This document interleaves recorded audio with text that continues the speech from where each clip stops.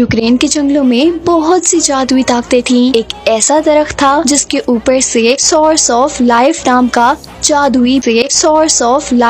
का जादुई पोषण उतरता था। कह लें कि ये एक किस्म का जादुई पानी था जो किसी मरने वाले की जान भी बचा सकता था और किसी बूढ़े को जवान भी कर सकता था। इन सब की हिफाजत किया करते थे जंगल में रहने वाली ही जादुई क्रिएचर्स, जिन्हें फॉरेस्ट गार्डियंस भी कहा जाता था। इनके अंदर कुछ परियां भी थी और कुछ दरख्त से दिखने वाली जादुई क्रिएचर्स, जिनको लैश कहते हैं। सालों पहले जंगल में एक आदमी अपनी बीमार बेटी को ठीक करने की आस लेकर यहाँ आया। इन फॉरेस्ट गार्डियंस ने उस आदमी की मदद की। उस पर रहम खाकर उसे ये लोग डार्क माउंटेन नाम की जंगल में एक खास जगह पर लेकर गए जहाँ जादुई दरख्त लगा हुआ था। यहाँ से इस आदमी को फॉरेस्ट गार्डियंस ने सोर्स ऑफ लाइफ के चंद कतरे दिए, जिससे पल भर में ही उसकी बेटी बिल्कुल ठीक हो गई। ये देखकर वो आदमी बहुत ज्यादा हैरान हुआ और अगले ही दिन वो यहाँ पे अपने साथ काफी सारे अपने साथियों को ले आया ताकि वो इस जगह पर कब्जा कर सके और इनसे अपने फॉरेस्ट को बचाने के चक्कर में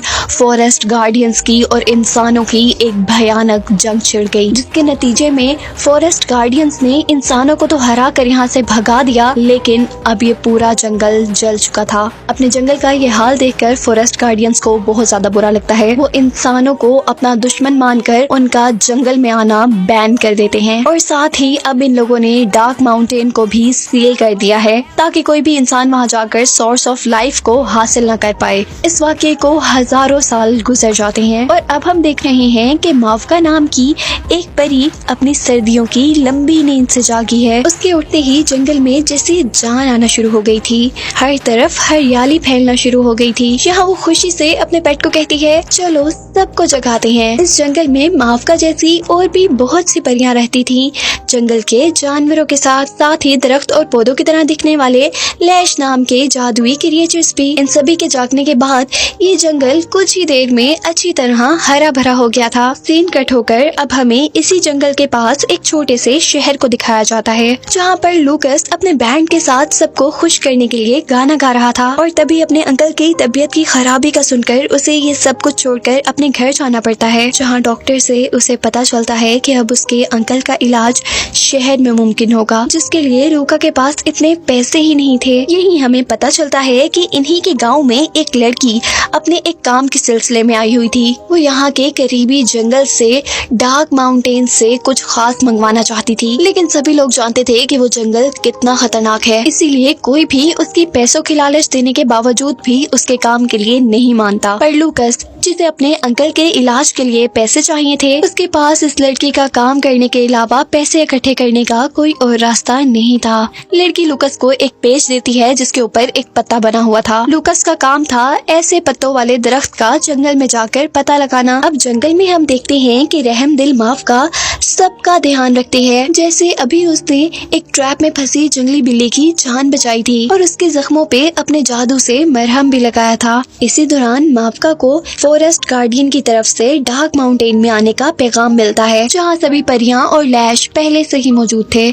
यहाँ मावका सबसे माफी मांगती है और कहती है, दरअसल जंगल में लगे एक ट्रैप से बिल्ली को बचाने के चक्कर में मैं लेट हो गई। ये सुनकर गार्डियन थोड़े से गुस्से में आ जाते हैं और कहते हैं कि तुम सबके होते हुए इस जंगल में ट्रैप कोई कैसे बना सकता है, ये सब तुम लोगों की लापरवाहियां हैं। खैर, अब वो अपने जादू से उस ट्रैप को खत्म कर चुके थे। अब इनकी मीटिंग शुरू हो जाती है और गार्डियन सबको बताते हैं कि अब वो बूढ़े हो चुके हैं, इसीलिए अब जंगल की बड़ी ताकतें, जिन्हें सुप्रीम स्पिरिट कहते हैं, वो गार्डियन के तौर पे कुछ ही दिनों बाद एक नई परी या क्रिएचर को चुनेंगी। इन्हीं बातों के दौरान मावका जब गार्डियन बनने के रूल्स के बारे में पूछती है तो सभी परियां उस पर हंसने लग जाती हैं और उसे खूब छेड़ती हैं। वो कहती हैं, गार्डियन तो कोई बड़े और बहादुर दिल वाला बनता है, तुम्हारा तो दिल ही बहुत छोटा है, तुम ये सब कुछ पूछ कर क्या करोगी, तुम्हारी तो गार्डियन बनने की दूर दूर तक उम्मीद भी नहीं है। ये सब सुन मावका को दुख हुआ था और वो वहाँ से चली आई थी। जहाँ अब जंगल में लूकस भी उस लड़की के दिए 2 गार्ड्स के साथ आ चुका था। ये गार्ड्स अब यहाँ जंगल के जानवरों को दूर भगाने के लिए जैसे ही उन पर बंदूक तानते हैं तो लूकस बंदूक का रुख आसमान की तरफ कर देता है, जिससे वो जानवर बच जाते हैं और वो इन सारे गार्ड्स पे गुस्सा होता है कि हम जो अपना काम करने आए हैं वो किसी को मारे बगैर भी कर सकते हैं। उसकी बात सुनकर ये गार्ड्स भी गुस्से में आ चुके थे। वो कहते हैं, अच्छा इतने ही बहादुर हो ना तुम, तो फिर अकेले ही जंगल में जाओ, हम तुम्हारे साथ नहीं जाएंगे। ये सुनकर लूकस अकेला ही जंगल के अंदर आ जाता है और यहाँ जो बंदूक की आवाज सुनकर सारे जानवर डरे हुए थे, माफका इन्हें शांत करके उनसे पूछती है क्या हुआ है, ये सब काम किसका हो सकता है। और जब जानवर उसे बताते हैं कि ये सब काम इंसानों का है, तो यहाँ माफका के साथ खड़ा हुआ एक लैश उसे कहता है कि हमें फौरन बाकी लोगों को इंसानों के जंगल में आने का बताना चाहिए।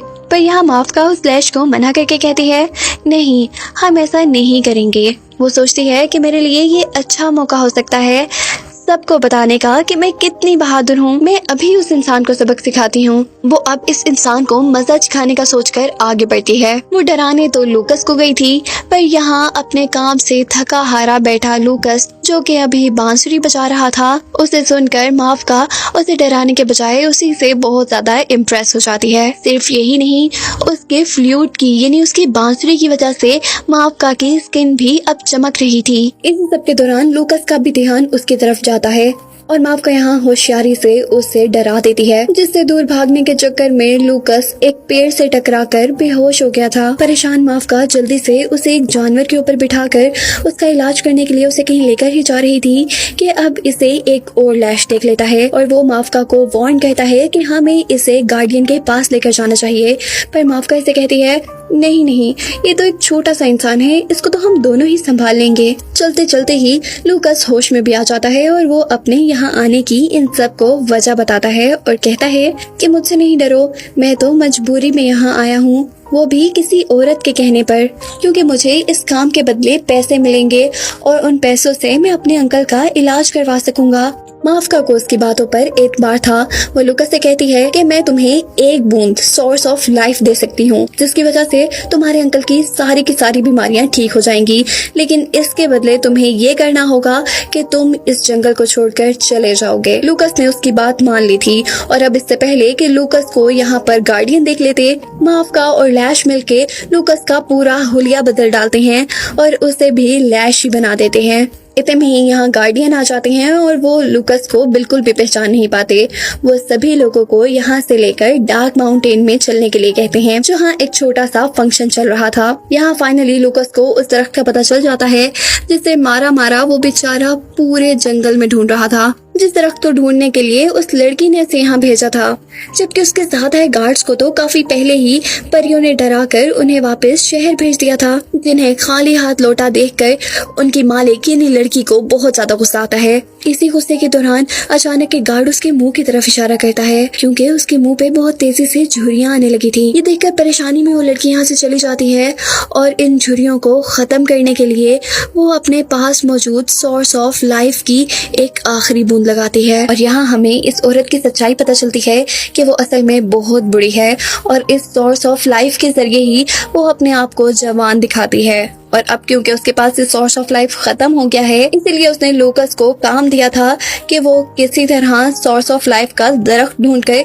उसे बहुत सा और सोर्स ऑफ लाइफ दे, ताकि वो जिंदगी भर जवान ही रहे। सीन कट होकर हमें दिखाया जाता है दोबारा डार्क माउंटेन को, जहाँ फंक्शन में सुप्रीम स्पिरिट माफका को जंगल का नया गार्डियन चुनती है। जहाँ ये जानकर माफका हैरान थी, वही उसकी साथ की सारी परियां उससे जेलस। और यहाँ पर बड़े गार्डियन उसे कहते हैं कि सुप्रीम स्पिरिट ने कुछ सोच कर ही तुम्हें गार्डियन चुना होगा, जाओ अब जाकर उनसे अपनी ताकतें लो। ये सब करने के बाद वो जंगल की सारी क्रिएचर्स के सामने ये ऐलान कर देते हैं कि फाइनली आज से माफका सभी लोगों की गार्डियन है और सारी जिम्मेदारी जंगल की अब उसके ऊपर है। इस सारे फंक्शन के दौरान लूकस का भांडा भी फट जाता है, यानी सबको पता चल गया था कि वो इंसान है, इससे अब उसकी जान को खतरा था। माफका उसे बचाने के लिए यहाँ पर सबका ध्यान भटका देती है और उसे मौका देती है यहाँ से भागने का, लेकिन अब परियां उसके पीछे लग चुकी थी, जिनसे जंगल में भागते हुए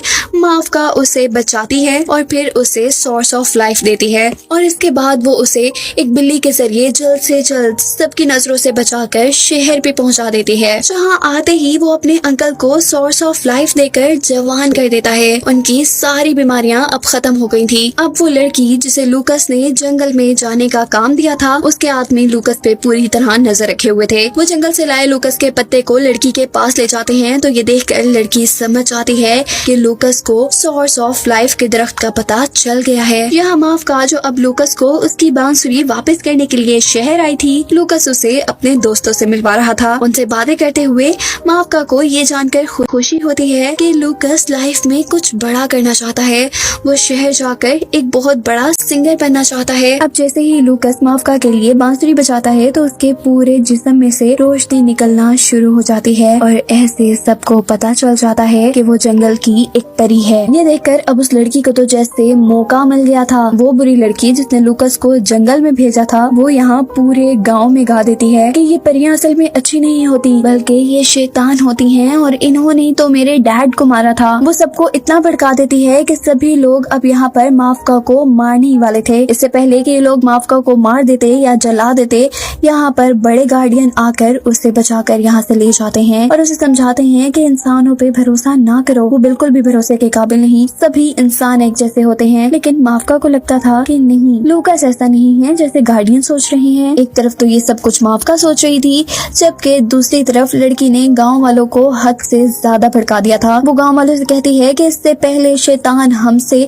किसी भी बेइज्जती का बदला लेने आए, हमें उन पर पहले हमला कर देना चाहिए। लोग अब जंग के लिए तैयार हो चुके थे, जबकि दूसरी तरफ उस लड़की ने लूकस को अपनी बेसमेंट में कैद करवा दिया था। इसी दौरान यहाँ पे लड़की माफका को पकड़ के लाती है और लूकस को ब्लैकमेल करते हुए पूछती है कि जल्दी से मुझे सोर्स ऑफ लाइफ का पता बता दो, वरना मैं माफका को यही कत्ल कर दूंगी। लूकस बताना तो नहीं चाहता था, लेकिन माफका की जान बचाने के लिए वो उन्हें सोर्स ऑफ लाइफ का पता बता देता है। और यही हमें पता चलता है कि लड़की तो उससे झूठ बोल रही थी। ये कोई माफका नहीं थी, बल्कि माफका की भेस में एक आदमी था। माफका को तो गार्डियन बचाकर जंगल में ले गए थे। अपना मकसद पूरा होते ही ये बुरी लड़की लूकस को दोबारा से कैद कर देती है और बेसमेंट में पानी छोड़ देती है, जिससे बेसमेंट अब भरने लगी थी। और अगर ऐसे पानी भरता रहता तो कुछ ही देर में लूकस मर जाता। हम देखते हैं कि उसने लूकस के अंकल को ये कहा है कि लूकस जंगल में माफका के कब्जे में है और उसे बचाने के लिए हमें जंगल पे हमला करना ही पड़ेगा। वो एक बड़ी सी मशीन के साथ पूरे गाँव के लोगों को तैयार करके जंगल में हमला करने के लिए पहुँच चुकी थी। उनको जंगल में आता देखकर गार्डियन सब कुछ पहचान गए थे। गार्डियन यहाँ अपने लोगों को वही कहानी सुनाते हैं जो कहानी हमें मूवी के स्टार्ट में बताई गई थी कि किस तरह उन्होंने एक आदमी की मदद की थी और वही आदमी उनका दुश्मन बन गया था। गार्डियन बताते हैं कि ये लड़की उसी गार्डियन की बेटी है जो यहाँ सोर्स ऑफ लाइट के पीछे ही आ रही है। ये सब बातें जानने के बाद माफका उस लड़की के पास जाती है और उसकी सारी मशीनों को अपनी पावर से जाम करते हुए वो उस लड़की से डील करने की कोशिश करती है कि अगर तुम इन सभी लोगों को अमन और शांति से यहाँ से दूर ले जाओ तो मैं तुम्हें सोर्स ऑफ लाइफ की एक बूंद दे सकती हूँ। लेकिन इस लड़की को इस डील में खास इंटरेस्ट नहीं था, क्योंकि सिर्फ एक बूंद नहीं, उसे तो बहुत सारा लिक्विड चाहिए था। वो उस सोर्स ऑफ लाइफ के दरख्त पे कब्जा करना चाहती थी। ये बातें सुनने के बाद माफका उसे कहती है कि तुम्हें इस जंगल की रिस्पेक्ट करनी चाहिए। उसे याद करवाती है कि किस तरह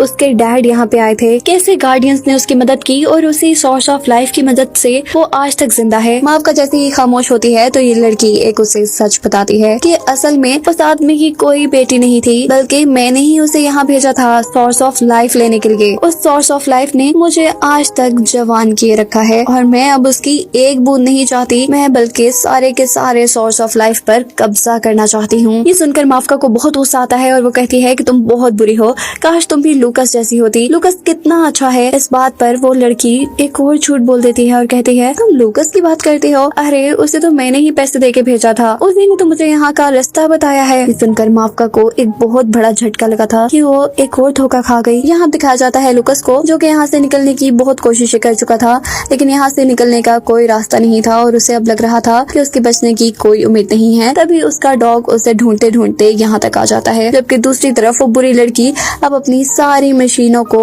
ऑन कर चुकी थी। उसने अपनी मशीन के जरिए माफका को भी एक ही मिनट में हरा दिया था। इस सब की वजह से अब इंसान और जंगल की सारी क्रिएचर्स एक दूसरे के आमने सामने जंग के लिए आ चुकी थी। इसी जंग के माहौल में लूकस का डॉग भी पहुंचता है और वो यहाँ पे एक लश को सारी कहानी बता देता है कि किस तरह लूकस को इस बुरी लड़की ने कैद करके रखा हुआ है। उसकी जान बचाने के लिए लश फौरन से यहाँ पे आया था और यहाँ उसका सामना हुआ था था उस आदमी से जो कि लड़की के कहने पे लूकस की रखवाली कर रहा था। लश इस आदमी को डिस्ट्रैक्ट करता है, जबकि लश का साथी और लूकस का डॉग किसी तरह लूकस को पानी में से निकाल लेते हैं। जबकि दूसरी तरफ अब दोबारा हमें जंगल का सीन दिखाया जाता है, जहाँ एक मर्तबा फिर एक बहुत बड़ी जंग छिड़ चुकी थी। यहाँ माफका जो पहले बेहोश हो चुकी थी, वो जैसे ही होश में आकर इस जंग को देखती है और उसे जैसे ही ये पता चलता है कि इंसान उसके लोगों पे भारी पड़ रही हैं, तो अब उसे कुछ समझ नहीं आता। उसके पास अब कोई रास्ता नहीं था सिवाय इस चीज के कि वो सुप्रीम स्पिरिट से मदद मांगती। वो अपने बड़े गार्डियन के मना करने के बावजूद भी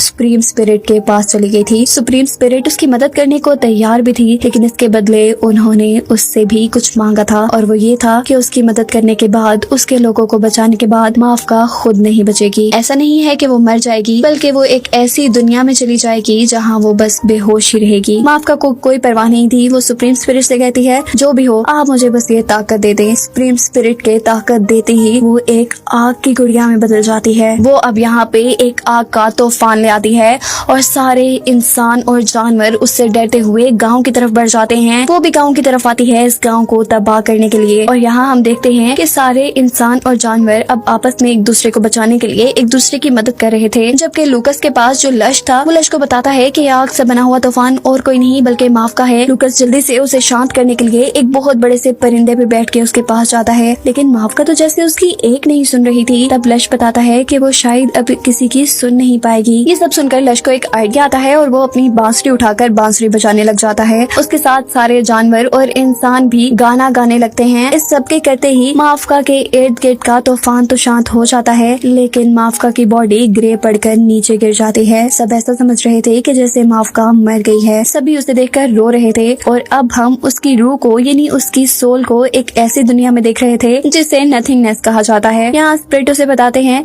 कि अब तुम कभी होश में नहीं आ पाओगी। तुम जिंदा तो रहोगी, लेकिन तुम ना सुन पाओगी और ना ही किसी की बात का जवाब दे पाओगी। माफका स्पिरिट से कहती है कि उसे दोबारा जिंदा किया जाए, क्योंकि अब वो जान गई है कि सभी इंसान बुरे नहीं हैं। लूकस ने उसे धोखा नहीं, और ये बात वो जाकर सभी गार्डियंस को बताना चाहती है, लेकिन स्पिरिट उसे कहते हैं कि अब कुछ नहीं हो सकता। तुम्हें मुझसे किए वादे के मुताबिक अपनी पूरी जिंदगी अब इसी तरह गुजारनी होगी। इस बात का माफका जवाब देती है कि आप मुझे यहाँ कैद नहीं रख सकते, मेरे पास प्यार की ताकत है, मैं जरूर जिंदा होकर दिखाऊंगी। ऐसा सब कहने के बाद उसने अपनी पूरी ताकत का इस्तेमाल किया था और अचानक से हम देखते हैं कि नथिंगनेस दुनिया में उसकी रूह जल गई थी। असल में उसकी रूह वापस उसके जिस्म में आ गई थी, यानी वो दोबारा से जिंदा हो गई थी। और लूकस और सारे लोग उसे जिंदा देखकर बहुत खुश हुए थे। होश में आने पे माफका सबको बताती है कि ना इंसान इतने बुरे हैं और ना ही क्रिएचर्स, हमें एक दूसरे के साथ मिलकर रहना चाहिए। ये लोग आपस में मिलकर रहने का डिसाइड कर लेते हैं। जबकि माफका और लूकस ने एक दूसरे को यहाँ पे प्रपोज भी कर लिया था। ये दोनों बहुत ज्यादा खुश थे। जबकि अब हमें उस लड़की को दिखाया जा रहा था, जो बुरी लड़की सिर्फ जादुई पोशन की लालच में थी। वो इन सारी चीजों से बच के किसी न किसी तरह उस जगह पे पहुंच जाती है जहाँ पे वो जादुई ट्री था और उसकी बहुत बड़ी नदी थी, सोर्स ऑफ लाइफ की, यानी उस जादुई पोशन की नदी देख के उसके तो जैसे होश ही उड़ जाते हैं। वो बहुत खुश होती है और कहती है, अब तो मुझे जवान होने से कोई नहीं रोक सकता। वो उस नदी के अंदर जंप कर देती है और इतने सारे पोशन में गिरने की वजह से अब वो एक बच्ची बन चुकी थी, जिसे दिखाते हुए ये कहानी यहाँ खत्म हो जाती है।